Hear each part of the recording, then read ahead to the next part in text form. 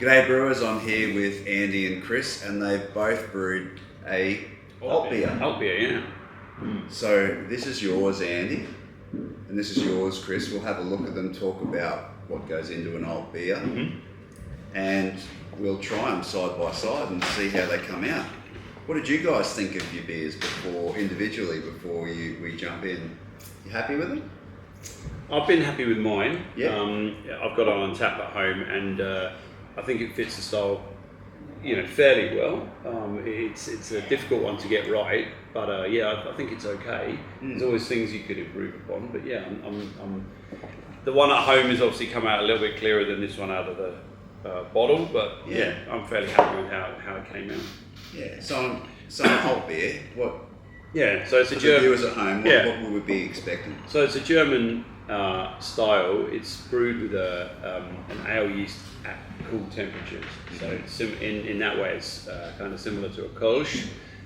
Those two regions have have these distinctive styles, and they're very close together in Germany. The Altbier is from Dusseldorf in Germany, whereas the Kolsch is obviously from Cologne. It's a dark. I mean, you can see for yourself. Obviously, you've already held them up, but it's a darker style, so it does take a bit of a caramel, a bit of a darker malt interest. It's not a dark beer in there by any means. There's not going to be any roasted flavours in there. It's supposed to have a dryish finish, pretty clean profile, and from what I understand, a pretty firm bitterness. So they're the kind of characteristics we're looking for. Yeah. Dry, clean, fermented. Malt, I think. Yeah. Maltiness is what I was looking for. Yeah. Malt focused. So drier than a Vienna lager, more malty than a Vienna lager. Not obviously darker, but not as bitter as a Pilsner, and obviously not as dark or malty as a Schwarzbier or a Czech dark lager or something like that. So it's kind of falling in that middle ground. So yeah. And you're saying malt focused. It's not hop focused, is it? It's more malt. It's all about the malt. And easy drinking. Easy drinking. Yeah. Well, let's have a look. Which one should we taste first? I don't mind. Let's all do the same one. Yeah. All right. Let's do Chris's. Okay. That's a slightly darker one, right? So I mean, it is slightly darker. So going on to a darker copper. Yeah. Yeah. More. Yeah. Drifting towards like a brown, right? More than a copper colour. Nice head on that one though. On mine, I haven't touched it. Mine was good. Yeah. Yours is good. You got the good one. I mean, we sit here and jabber on, so it's been sitting there, getting smaller, but it was good when we bought it. We just leave it in. All right. Aroma. Let's have a look. Yeah. Dive in. Yeah. So it's pretty subtle. It's not.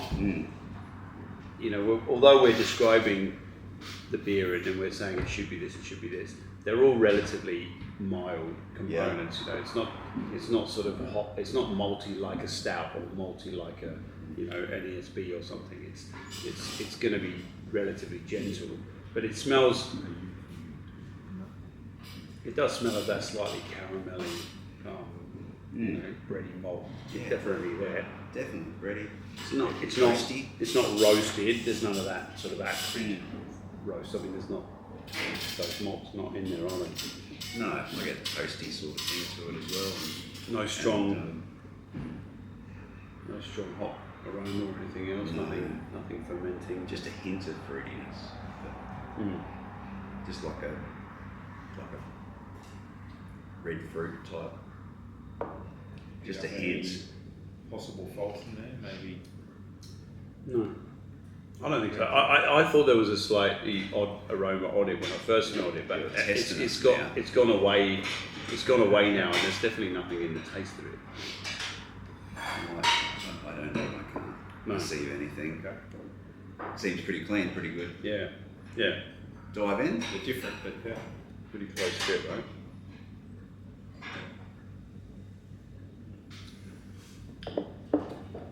Yeah. So, I mean, that's sort of what I would expect if I were buying one. It's got that slightly interesting malt character. It is bitter, but it's not hoppy, is it? There's no hop flavour really coming through. It's just it's just that upfront bitterness, and then it's just got that nice malt, but nice dry finish. Yeah, refreshing. Not quite carbonated enough, Maybe, yeah, but it's not huge. It's not a huge gap. No, I wouldn't. Yeah, I wouldn't complain too much. No, okay. it's nice on the. Yeah, there's a bit of life on your tongue, isn't there? Yeah, It's not flat. No, that's what I expect from Altbier. yeah, definitely. It's nice. It's Like we've said, it's almost that sort of German version of an English bitter. That's Yeah. kind of almost how I think of it. Yeah, because it's got that prominent bitterness And I and think malt character. I think it's that dry finish, that toastiness. It almost is a woody finish. You know, they talk in the guidelines about this. It can be astringent. I think that's what it is. The way it finishes so dry. Yeah, we haven't given it numbers, but it'd be up there. I think it would do It'd well. be up Yeah, there. yeah, we'd be in the It'd sort of like around the at 40 least. mark at least. I would Yeah. say. Yeah, I'm not sure how many different things you could come up with to Yeah, fault well, it. you wouldn't take No. much off. I mean, yeah, you're right. A little bit more carbonation, so that probably brings it to low 40s or something.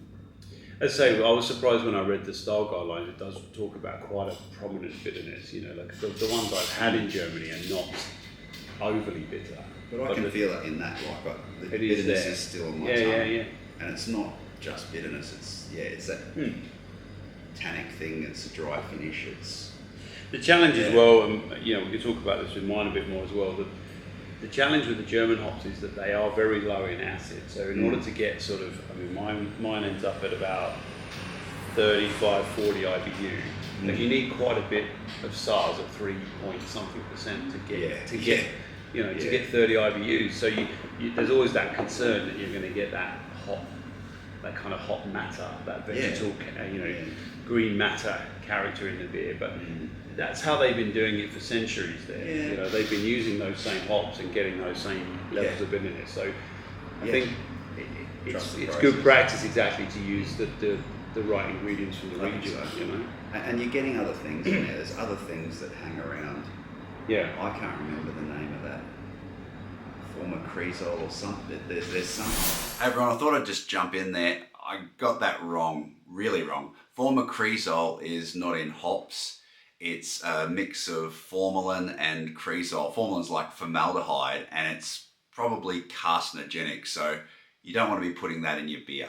I think the chemical I'm thinking of is farcene, which is often found in noble hops and gives it that floral, spicy, noble character.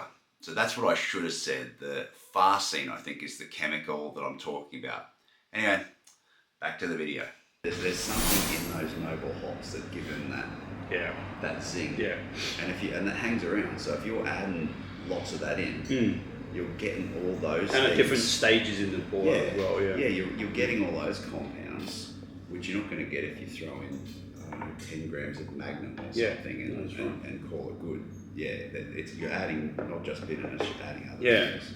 And of course, because of the type of hop they are, it's not as though you end up with a brown IPA equivalent, because they're not that type of, you're not getting any of that late aroma and flavour. But as you say, if you don't put them in, you notice them missing.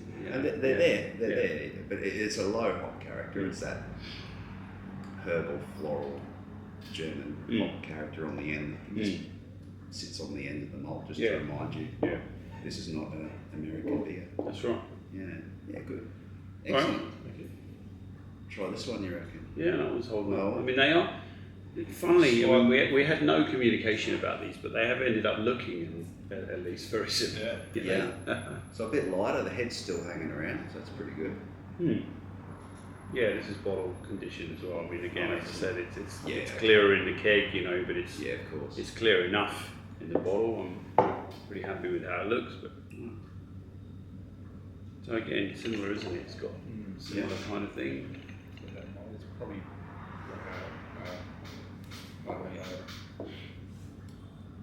hard to say, like a drier, breadier, kind of like a toastier, not a doughy bread, like a dry. Right. Yeah. Yeah. Toasty. Like a rye bread almost, or I get a hint of that herbal hop character as well in there. Certainly low, But yeah, as I said, there's a fair bit of SARS in this one. Did you use SARS in this? Yeah. Yeah, I think it smells good. I think it's got a nice malt aroma on it. It makes you want to. Almost like going into a bakery. Yeah. All right. Dive in there.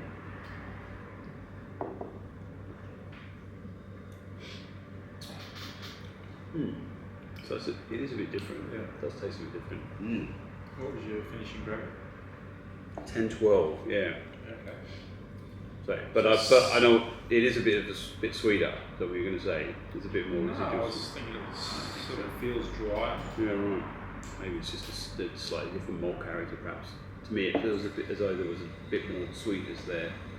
And the finish. And it's all minor. I mean, I'm not saying it's sweet. I'm just saying as a comparison, you know. In the finish, I think this one seems to finish a lot drier. Yeah. But it leaves those toasted malts and hop bitterness on the palate. Yeah. This one, it's not that it doesn't finish dry, but it doesn't. It finishes a bit smoother. Is that the word? Yeah, maybe. I don't know. No, I know what you mean. It's kind of got a bit of a more of a smoother mouthfeel. Like I don't know, like it's almost like the bubbles are smaller and it kind of has that silkier mouthfeel to it. Whereas, I mean, obviously yours is still it's still a liquid, but it's like it has a drier. It's like it's water instead of oil almost. Do you know what I mean? In that kind of way in your mouth. Yeah. So that's the best way I What can was your describe it. starting grade?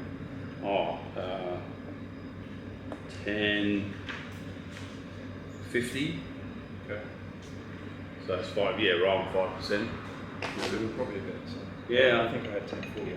So. I think they're actually, I mean, they're more similar than they're different. Right? I mean, we're really picking very minor differences of This one. contrast them. This one lends more to the toast, I think. This one lends more to toast, and this one's a bit more subtle. A bit softer, yeah, maybe a bit more on the caramel side of the malt, you know. Perhaps that's what's doing that. Yeah, caramel, but you know, when you say it, I mean, again, it's sweet, but it's that tendency towards the sweetness, you know, suggestion of it. No, I'm, you know, yeah, I think they would both do quite well. I think that, you know, for a first go, yeah, it's excellent. Pretty happy with them. It's excellent. Yeah. So we'll start selling it tomorrow. Yeah. Get our shop front up and running, and we'll put a link in the Just pick a name and away we go. And Order in pallet plates. yeah, sounds excellent. So, what yeast did you go with?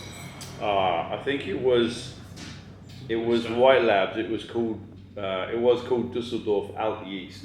So it was a specific Altbier yeast. Yeah, I mean, whether they are actually that different from each other, you know, or whether you're just kind of buying it based on the name, you know. But it was supposedly an Altbier yeast. You know, Yeah.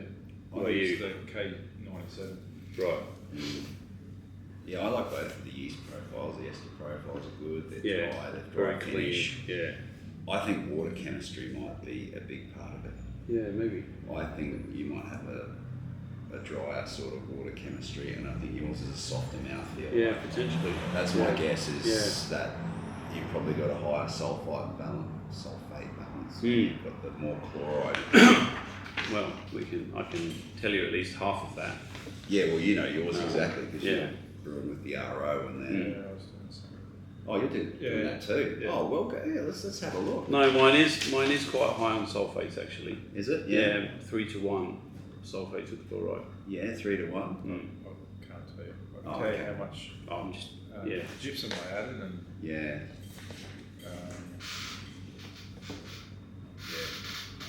Yeah, might have just exposed my ignorance. no, well, mate, But that's part of the conversation, isn't but it? that's you got Epsom salt too in there. Yeah. Okay. So you've got. calcium chloride.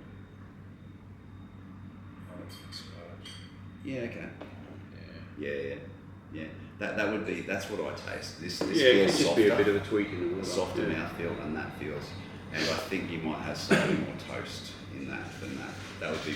But otherwise, they're Yeah, variations. not much in the way of dark malts at all. Like I said, mostly Pilsner and Munich. Yeah. The darkest, I did put a tiny bit of Eclipse wheat in, mostly for colour. Yeah. But it really is just That's a 50 grams or something like that, because obviously you're not trying to make it dark. You just want that touch of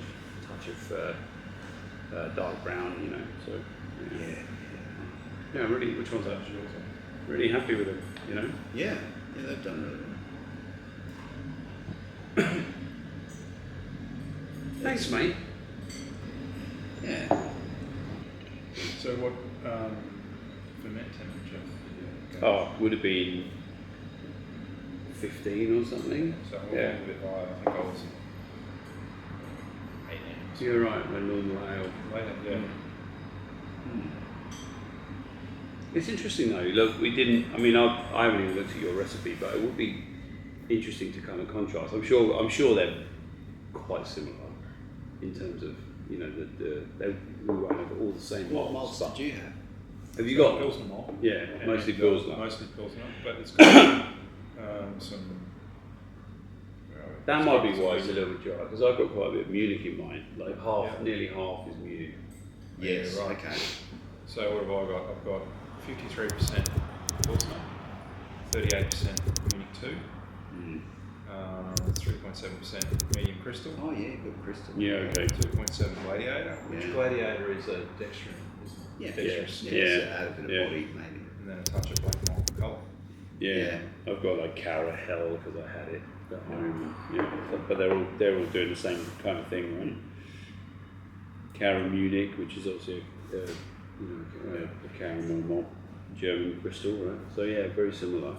Okay, Andy, what would you do differently next time you brew this beer? I think I might try playing a little bit with the water, just see if that makes a difference. Yeah. I do think it fits the style quite well though. I'm not sure there's a lot I would change. Yeah. I suppose you could always, there's always the opportunity to play with the malt bill as well. You could always, you don't just want to add malts in for the sake of it. But if you're looking for malt complexity, you could substitute in a small amount of another, another malt just to give it that another layer of interest. But I don't think it's lacking a great deal. I don't think it's missing the mark. Mine could be maybe slightly more bitter. But again, I don't, we're making beers that we like to drink as well, right? And I like it the way it is. I'm not sure I want it much more bitter, really. Fair you enough. know. Yeah, if you're enjoying it. What about you? Have you thought? Yeah, well, I'm pleased with how it's turned out. I was worried drinking off the tap. So this was bottle conditioned, but drinking off the tap, I was worried about some oxidation, which I don't think is present in this, but I might just need to be careful with transfer. And the other thing I might do is just take the ferment temperature down a little bit, because it was fairly warm for an Altbier. Just slightly cleaner. Yeah, I'm just worried there's a few things in there that may benefit from a little bit cooler. There are some esters. I don't mind the way the esters play with the malt though. I don't mind that. I think it's a good thing because it does help. It does lift it a little, and it's not a lager. It is an ale yeast, and it does allow for some fruitiness. I don't think it's over the top the fruitiness you've got there. I think, but you could dial it down just 1 or 2 degrees if because next time you brew it, it might be over the top. It's hard to repeat. But I mean, as it is at the moment, I think. I'm happy with it. It's pretty good. Yeah, both pretty good. So congratulations to Andy and Chris on 2 smashing alt beers. They really nailed the style. If you've got a good alt beer recipe, let us know. What do you like in an alt beer? What do you think is the secret? Let us know in the comments down below. If you've enjoyed this video, don't forget to like, subscribe, and hit the notification bell for more content just like this. And if you're into malt-focused beers, check out this video, which describes my oatmeal stout recipe and how you can brew something similar at home.